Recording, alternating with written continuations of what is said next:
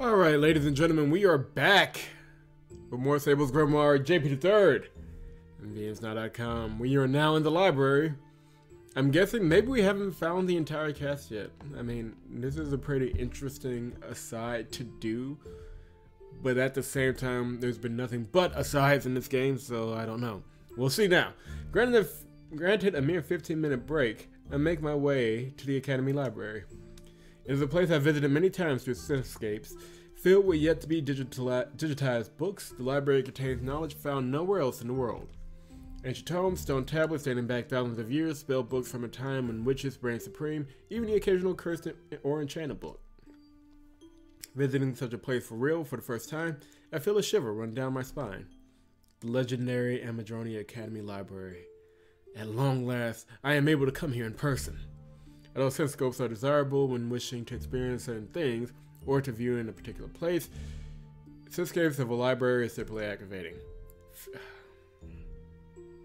Physical books yet to be digitized are all around you, and yet you cannot reach out and grab them, nor can you view the contents of their non-existent digital equivalents. It's like staring at a picture of food when you're starving. It will do you no good, and the act amounts to nothing more than self-torture. Okay, as a fellow fan of the written word, I can kind of understand that. Yeah. There's so many books here that I've been waiting to read. Now that I have access to this library, my studies are going to accelerate like crazy. I may not have time right now, but after classes are over for the day, I'm definitely coming back here. Resisting the urge to open my terminal and read through the long list of books I've been wanting to check out, I instead walk over to the counter. On the wall are the rules of the library, as well as the conditions which must be met in order to borrow a book. It appears that students are expected to register for a library card and use that to identify themselves. Once they are able to use the terminal, their terminal ID can be used instead. I'm so glad I invested my time into learning such a useful spell. Who needs physical identification when you have a terminal? Briefly patting myself on the back, I soon noticed something odd on the other side of the counter. I could hear pages being torn and the beast-like sounds of something being devoured. What the heck? Did a magic beast get in the library? Magic beasts, ordinary animals warped by prolonged exposure to high-density aether, rarely seek out locations such as this. Okay. Can we get to what it is? Only highly intelligent and similarly dangerous beasts will bother to come here. What should I do? I can't allow the books in here to be devoured, but I don't have the strength to fight a high-level magic beast either. Isn't there anything I can do? Well, act as bait. Use your weak human form. I exhale deeply and try to muster my courage. It's okay. It'll all be okay. Nobody's fighting anybody. I just need to drag its attention away from those precious books and have it chase me. Then, while it's chasing after me, I'll run through the building and try to locate some powerful senior student who can take it down. Armed with a half-baked plan, I creep closer to the counter. I begin to gather aether in my right palm, then curl my hand into a finger gun. I squeeze my pinky, ring, and middle finger to my palm, and a glyph appears in front of my index finger. A small quantity of water shoots out of the glyph, as though my hand were a water gun. Not a large amount of water, and not at high speeds, just enough to grab the beast's attention. Yeah! Got it. Now I need to run away while it's... Wait a minute. Yeah. Just as I turn around and prepare to flee, the beast enters my sight. Ah, jeez. What are you doing? My mask is going to rust. Dumbfounded, I remain motionless, or simply stare at the person in front of me, unable to speak. They aren't a beast after all. I was completely mistaken from the very beginning. A female student who is a year or two older than I am. Not a threat, just another peculiar encounter. Sorry about that. I heard pages being torn from behind the counter, so I thought a magic beast had gotten into the library. A magic beast, you say? Oh dear, I certainly hope not. The last time a magic beast found its way in here, we lost a significant portion of the true crime section. This Academy Library has a true crime section? Smiling wryly, I bow my head. At any rate, I'm sorry for startling you. Oh no, not at all. If anything, I am thankful for your attentiveness. If you do see a magic beast, please do not hesitate to take action. Oh, sure. I scratch my head as I try to make sense of the young woman standing in front of me. Leaving aside her personality for the moment, there's still one question I must ask before anything else. So, if there is no magic beast, then the one tearing up books was you? Ah! The girl opens her eyes wide, as if she's only just realizing she was caught in the act. No, that is... I mean, I was tearing pages out of a book, but it's not what you think. I raised my eyebrows at the girl's failed explanation. So you were destroying library books? Yes. I mean, no. I was, but there's a good reason for this, really. Beginning to panic, the girl raises her voice. I was tearing pages out of the book, but only because I was asked to. You were asked to destroy Academy property? By who? By my boss, the Academy's principal. My gaze grows dull, and I slacken my jaw, staring at the girl in front of me in utter disbelief. Don't look at me like that. It's true. My job is to digitize the books in the library, and to destroy the books themselves after I'm done. Finally, something that she says makes sense. You're in charge of digitizing the books here? But aren't you a student? In response to my question, the girl stares at me quizzically. After a few moments, her eyes widen as though she just realized something. Ah, I see. You must have just enrolled here, correct? Yes, today was my first day at the academy. Oh, of course. It's that time of year already, isn't it? I suppose that would make me a third-year student now. Suddenly talking in a much brighter tone, the girl happily continues to speak. Your teachers will tell you about this in your second year at the academy, but there are actually many jobs you can apply for while studying here. Students work odd jobs around the academy in order to make a little bit of extra money.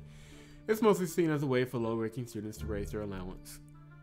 But don't get the wrong idea. I'm mostly certainly not a low-ranking student. I have my own reasons for doing this, I assure you. Ignoring the girl's final statement, I open my terminal and begin to search for job listings inside of the academy. After performing a few searches, however, I am still yet to find anything of the sort. It seems that either first-year students are blocked from accessing this information, or the information cannot be found using a terminal. Search all you want, but you won't find anything. You need to receive permission from your grades advisor before you can access any information about jobs that are available. That would explain it. That's unfortunate. I'm curious, but not curious enough to approach her. Her? My grades advisor, Eris Monte. Gah. The girl's face warps in disgust as she hears Eris' name. Incorrect punctuation. We're moving on. The first-year students are stuck with Ero-sensei, huh? You poor things. Ero-sensei. Oh, my apologies. I should not speak that way about a teacher. Don't worry about it. It's not like I'm going to tell her what you said. Besides, it's clear how she got that nickname. You don't know the half of it. A look of concern appears on the girl's face as she begins to think about Eris. As a boy, you will need to be especially careful around that woman. Rumors have it that she has been caught sending highly inappropriate messages to students late at night. If she's still working here, then I can only imagine that she's at least been barred from teaching and corresponding with students who have completed their first year here. Is there a reason why she would be allowed to teach why she would only be allowed to teach first-year students? There is, but wait a second. You were using a terminal a moment ago, weren't you?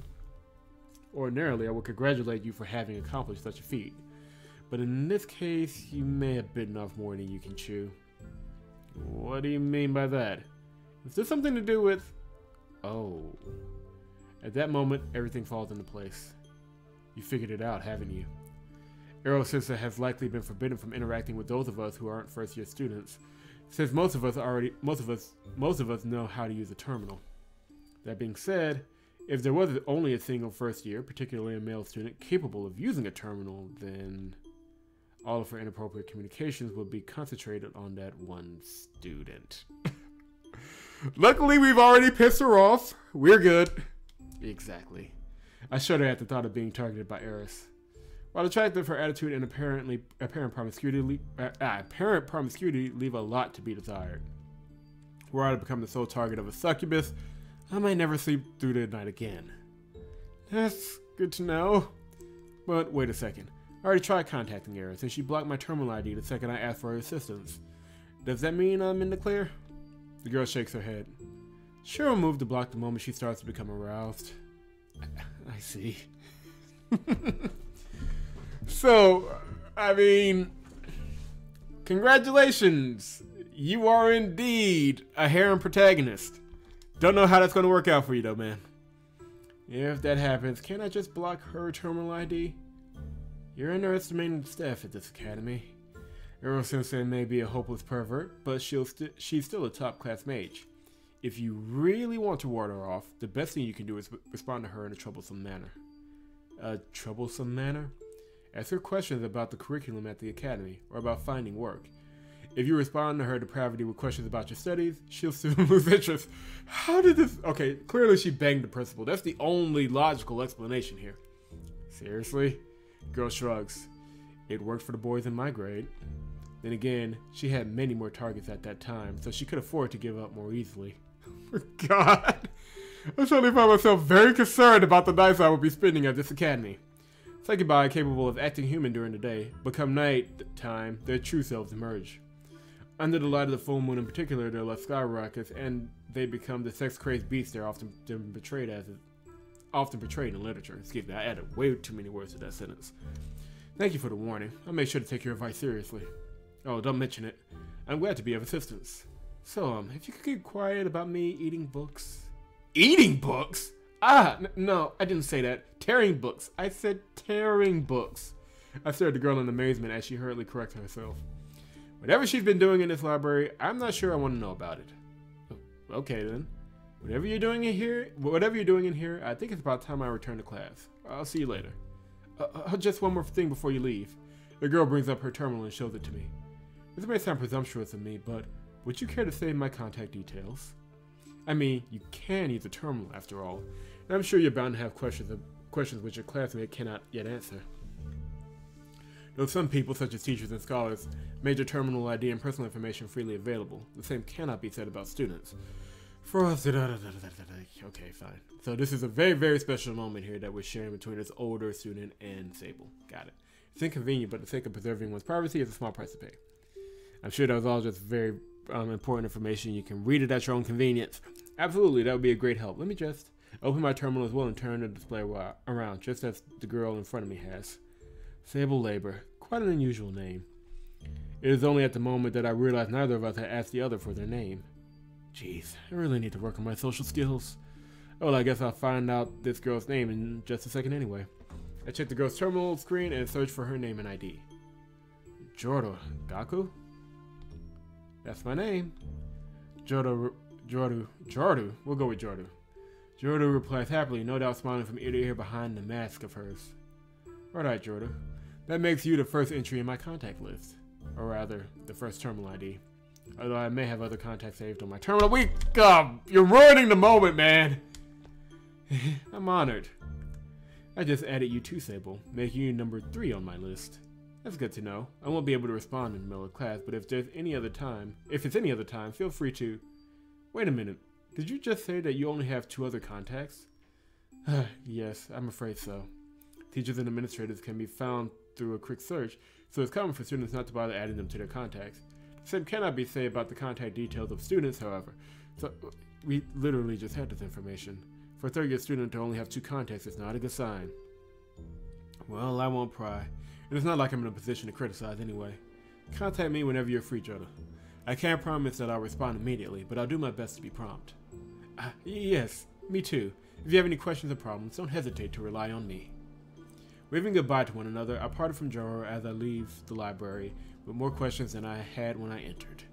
Between her mask, the matter of her possibly entering books, and her severely limited number of contacts, I leave with a sense that Jordan might be more dangerous than she let on. So yeah, I really do, and I think we can pretty much confirm at this point that that's the twist of the visual novel. The protagonist is in a class with a bunch of women that can kill him at any given moment. So good luck with those romances, my friend. I don't know if it's going to work out. I returned to my classroom moments before our second class of the day is supposed to begin. Thankfully, I arrived before our teacher and also before Alicia, so nobody present speaks of me arriving just in time. As such, without saying a word or being spoken to, I take my seat and wait patiently for class to begin. Oh, good. They actually cut some content out. Oh, come on already. Where the heck is our teacher? Maybe I spoke too soon. All of the other students have arrived already, so what's keeping the teacher? Oh, son of a bitch. No sooner have I grabbed the terminal about our teacher started an instant Eris appeared in front of the class.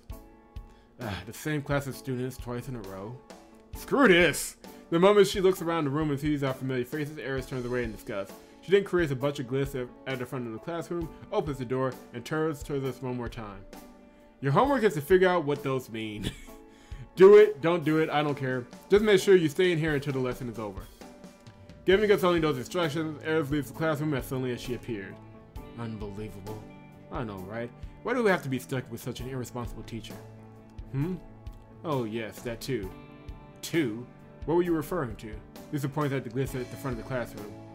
Glyphs, oh my god. I have runic glyphs. Are symbols used by mages all over the world in order to convey spells, curses, or other phenomena based on magic. There are essential blueprints used in conjunction with an energy source, Aether, in order to allow a mage to cast a spell. Within the confines of a classroom, however, glyphs are a little more than tools for learning.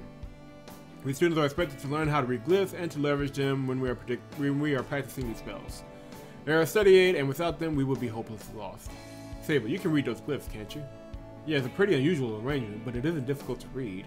Self-study period, correct? Very good. So you're not a one-trick pony, after all. Is that how you see me? Lisa shrugs. Again, self-awareness from the Sedare Princess. I've only seen you cast a single spell after all. True enough. But by that logic, as someone who hasn't cast a single spell in my presence, aren't you a hopeless case? You would dare call your grades valedictorian a hopeless case. This time around it's my turn to shrug. Insolent human. Worry not, you'll get your chance soon enough. Our next lesson is out in the courtyard, so I presume we'll be having a more practical lesson. I think any lessons will be more practical than this. I cast a glance around the room. Nobody is looking at the front of the room, or at the physical terminals on their desk, or even their textbooks. Without a teacher present, they all descend into their usual behavior. I came all the way to Amadroni Academy for this. I was better off studying alone at home. Kind of, man. Let's just, we'll pin it here for now. We're kind of running towards the end, but hopefully, I mean, we're kind of getting the ebb and flow of the visual novel. Hopefully it has continued to be entertaining. Leave a like if you've enjoyed the series so far. Subscribe to the channel if you have not done so. And vnsnow.com, that is vnsnow.com, for more Monster Girl Academy frivolity. I don't know.